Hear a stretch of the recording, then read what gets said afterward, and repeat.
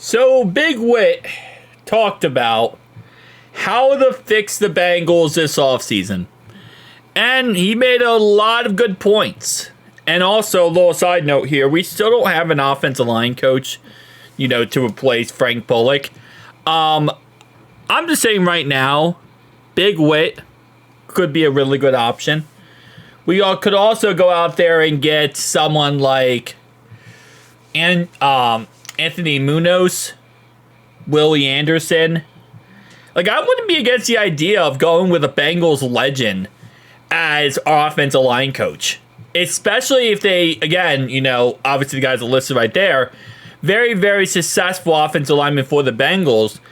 I would be 100% cool with us going after those options. So I would definitely say we don't need to go out there and get someone like random or someone who's been on another team and it's been successful or not or whatever.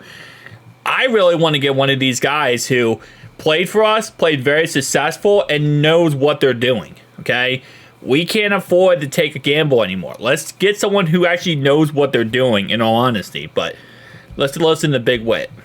What's your end of the season message to Bengals Nation after the season they had? I think it's a tough thing to say, this is a great season. I think it's a great finish, but at some point, you've got to sit there as Zack Taylor and say, how do we fix the last 3 straight seasons of how we've started the year? Because yes, all these things are positive. Great finish, guys. That's awesome. And oh man, the Chiefs blocked us from getting in. No, they didn't. You blocked yourselves. Yeah. Because for the last 3 straight years, you've been terrible to start the season. You got to adjust camp. You got to adjust your philosophy in the first few weeks. Whatever that is, you've got to do something to address these issues because it cannot be the narrative again for this team. I love seeing that Zack Taylor immediately says, you know what? We will be accountable and we're going to make changes. But now those changes, now you're in a situation as a head coach. Once you start making those changes, they got to work because then it starts to fall back on you. You run out of people to point the finger at. You don't have anybody to point the finger at. So this next season, how they start the year and the way it goes is going to fall on Zack Taylor. It really will tell the story of what is going to be possible of this Joe Burrow-led Bengals organization. How do they handle T.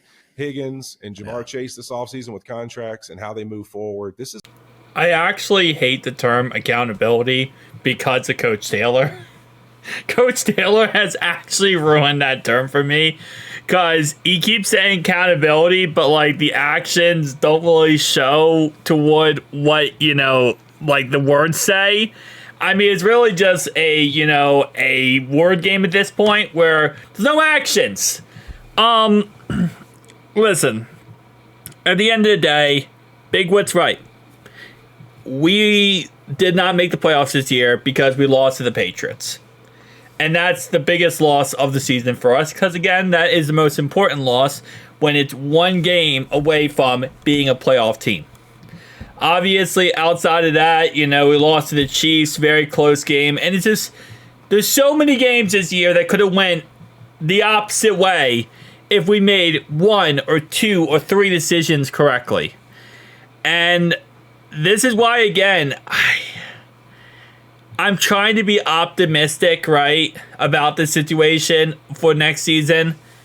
But it's hard when you realize that the only thing the Bengals did this offseason was get rid of a defensive coordinator who, in reality, I don't think really was as much of the problem as people like to make it out to be, and got rid of Frank Bullock, which was an absolute legendary cut. I'll be honest, it was the best fire of all time. That was the actual move that mattered.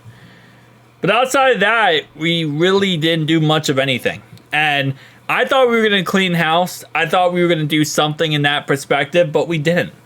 And we're kind of in a weird scenario where we don't have a new defense coordinator yet, which that's fine. That takes some time anyway.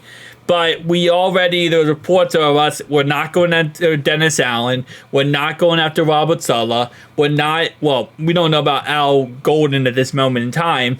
But we know we're not going after the top options on the market. It scares me that we're going to try to get a very cheap option to save money, and that's going to be the perspective for defensive coordinator. I've already said in this video, I would love to get, one of these 4 guys as our offensive line coach, but again, it's very possible we just promote from within, and we kind of try to finesse around this, and use Lou as an scapegoat, and that's how we do it. Like, there's a good possibility that this whole scenario goes the way I just explained. And, well, yes, I agree, that to some degree, this is Zack Taylor's. Next year is Zack Taylor's last year with us if we don't get this crap together. And if we start off the season 0-3, you're going to already start talking about firing him already starting off the season. Even if we start off 0-2, we're going to talk about firing Zack Taylor. But then again, you kind of go with the perspective of the front office. Do you think the front office is actually going to do that? Do you think the front office is going to fire Coach Taylor, fire Duke Tobin, fire anybody, and want to make change? Because this is an organization that does not like making change. It's a franchise that kind of likes consistency. We kept Marvin Lewis for God knows how long. Because, again, they don't like change.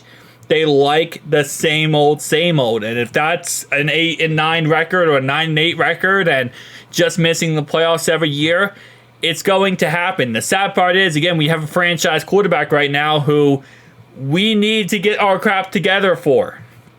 So, yeah, I mean, what Big Wit said right here, a lot of it is like stuff I've been repeating throughout God knows how long at this point. But it's a situation where we'll see. Only time will tell. And that's the thing that sucks the most. Because if we really wanted to make big changes this offseason and fix a lot of things, you would let Coach Taylor go. You would let Duke Tobin go. You would let Dan Pitcher go. You would probably try to keep Lou Anarumo. But you would let everybody else go, and you would replace them. And you try to go out there and get the best of the best. But that's just not how the Brown family works, and that's not how this whole operation kind of presents itself. So, at the end of the day, it is what it is. We're kind of stuck in this forever rinse cycle, repeat cycle, until hopefully it does get fixed. But, yeah, I mean, again, Big Wit's not wrong. It's one of those situations where he played for the Bengals. He definitely understands it, but it is what it is,